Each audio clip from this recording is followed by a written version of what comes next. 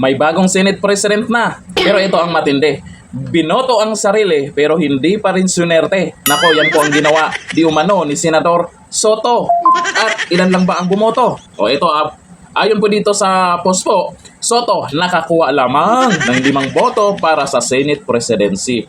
Wawa naman. 5 lamang ang nakuhang boto ni Senator Tito Soto para sa Senate Presidency.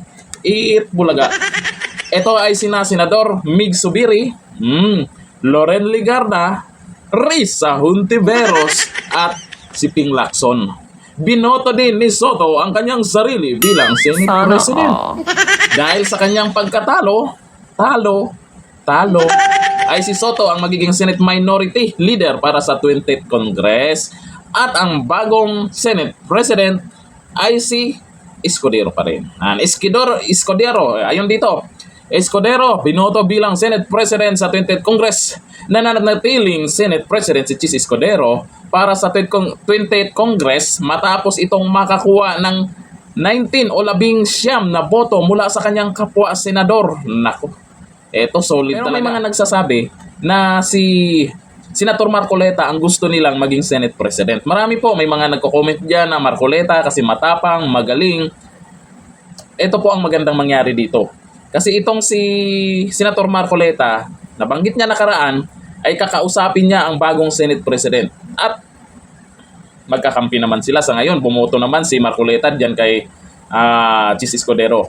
Kakausapin niya itong si Chis Escudero na ibigay sa kanya yung Blue Ribbon Committee. Bakit?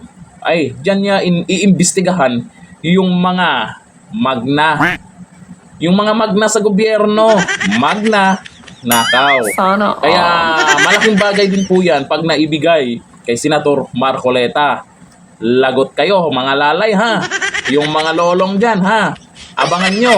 Pag maibigay na kay Marcoleta yan yung maganda nating abangan. Ay sana itong si Senator Chis Escudero ay maibigay dyan o magiging chairman itong si Senator Marcoleta sa Blue Ribbon Committee. Abangan natin yan kung sino yung ipapatawag ni Senator Marcoleta. Lagot kayo ha, mga lalay at lolong dyan ha. Ito, sabi po nila Serna Bobot, Itbulaga. O yung sinabi niyang Itbulaga, alam niyo na kung sinong senador yan. Sabi ni Love Alsona, deserve. Sabi ni Francis Christopher Avila, mas gusto ko tong si Chis kaysa kay Soto na tuta ni Tambi. Tuta talaga? Totoo ba yun? E baka yun lang yung tingin nila ha.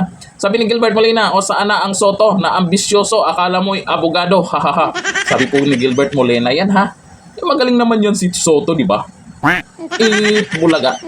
Ngayon yung sabi po nila. Okay na po yan.